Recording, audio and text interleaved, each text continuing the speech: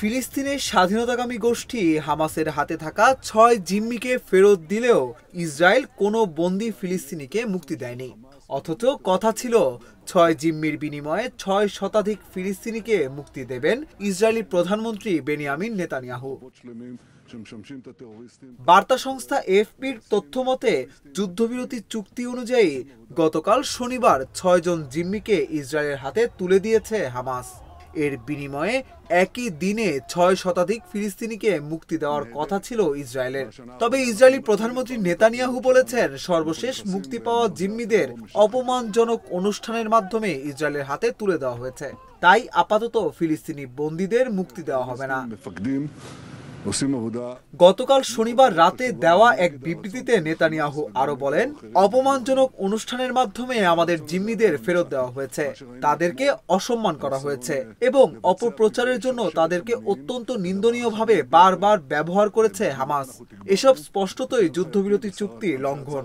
তবে পরবর্তী ধাপে অপমানজনক অনুষ্ঠান ছাড়া জিম্মিদের মুক্তি না দেওয়া পর্যন্ত কোনো সন্ত্রাসীকে মুক্তি দেওয়া হবে না। ২০২৩ সালের ৭ অক্টোবর ইসরায়েল ও হামাসের মধ্যে যুদ্ধ শুরু হওয়ার ১৬ মাস পর গত ১৯ জানুয়ারি থেকে গাজায় যুদ্ধবিরতি শুরু হয়। এরপর থেকে এ পর্যন্ত চুক্তি অনুযায়ী ২৫ জন জিম্মিকে মুক্তি দিয়েছে হামাস। প্রতিবারই বিশেষ অনুষ্ঠানের মাধ্যমে হামাস তাদের হাতে থাকা জিম্মিদের মুক্তি দিয়েছে। অনুষ্ঠানের অংশ হিসেবে জিম্মিদের মুখোশ পরা হামাস যোদ্ধারা একটি মঞ্চে নিয়ে যান। এ সময় সেখানে উপস্থিত গাজাবাসীর উদ্দেশ্যে জিম্মিদের হাত নাড়াতে এবং ভাষণ দিতে দেখা যায়। গত বৃহস্পতিবারেও ৪ ইসরায়েলি জিম্মির মরদেহ হস্তান্তর করেছে হামাস। তবে ওই ৪টি মরদেহের একটি ভুল জিম্মির মরদেহ ছিল বলে অভিযোগ করে ইসরায়েল। পরদিন শিরি বিবাস নামের সঠিক ব্যক্তির মরদেহটি হস্তান্তর করে হামাস। পরে ফরেনসিক পরীক্ষা নিরীক্ষার মাধ্যমে মরদেহটি শিরি বিবাসের বলে নিশ্চিত করে তার পরিবার। চুক্তি অনুযায়ী হামাস ও ইসরায়েলের মধ্যে প্রথম ধাপে ৪২ দিনের যুদ্ধবিরতি চলছে। এ সময় মোট ৩৩ ইসরায়েলি জিম্মিকে মুক্তি দেওয়ার কথা রয়েছে হামাসের।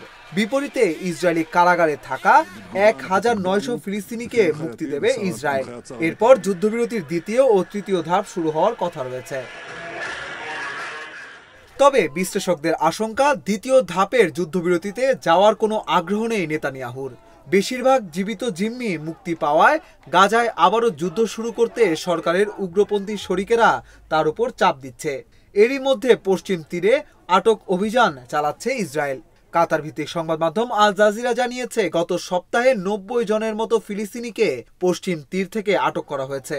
অভিযানের সময় ডজনের ওপর ফিলিস্তিনি নিহত হয়েছে বলেও জানিয়েছে আল জাজিরা।